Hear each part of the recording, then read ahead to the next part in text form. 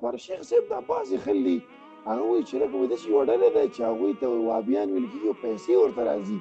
نو دا سوال څومره حقیقت لري؟ آیا داسې کومه ډله څوک شته دی؟ آیا داسې څوک دي چې هغوی ته لکه ستاسو په شانې خلکو ته پیسې ورکول کېږي چې لکه د الله د دین نه خلک کړه او پیسې اخله؟ دا ناشنا سوال دی او ما د ډیرو کسانو نه تحقیق کړی د دې په خپله. لکه بعض کسانو دا مشوره کړې ده چې د اهل حدیثو ته پیسې میلاویږي او دوی ته دا میلاویږي. دغه نو زه پسې بیا لګېدلی یم چې ما ته دا ځای وښایه دا کوم ځای کې پیسې میلاویږي نو قرآن او حدیث به هم بیانوو، پیسې به مخلو دین او دنیا دواړه به ګټو. خو دا ځای راته وښایه نو بیا سټ وګروي چا وي نو په چا ویلو مې ویلو باندې خبره نه چلیږي. الحمدلله منګه دا څومره کوشش او محنت چې کوو دا د قرآن او حدیث لپاره کوو او دا د دې لپاره کوو چې الله سبحانه وتعالی زموږ نه راضي شي.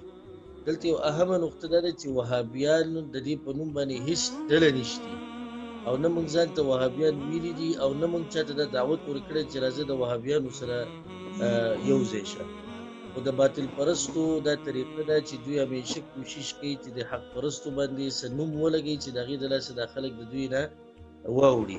او په هغې کې به تاسو ته او دې ملګرو ته ښه دا واقعه یاد وي د موسی علیه السلام چې کله مناظره وه د فرعون سره نو هغه به ورته د الله تعریف کوو چې الله دا دی دا دی دا دی او ده به په منځ کې وی دې جادوګر ته م خیال دی ته ستاسو نه ځمکې نیسي. نو ګوره د اولې ورځې نه پرې د جادوګر نوم ور واچو او بیا ورته دا وویل تاسو نه ځمکې قبضه کوي. نو د باطل پرستو د پخوانه دا طریقه را روانه ده چې دوی په حق پرستو باندې کله د وهابیانو نوم ایږدي کله پرې د بې ادبو نوم ایږدي.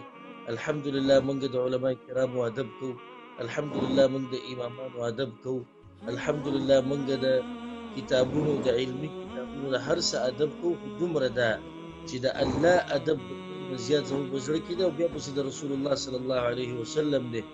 د چا خبره چې د الله او د الله د پیغمبر د خبرې سره ټکراو خوري نو ښه په ادب او په احترام سره د هغه خبره پرېږدو او د الله او د الله د رسول په خبره باندې عمل کوو. او زه هم دا وایم زه خو په دې سعودي عرب کې ناست یم بلکې 3 کاله زما عمر چې د سعودي عرب ته راغلی یم ټول سبقونه هر څه ما دلته ویلي دي.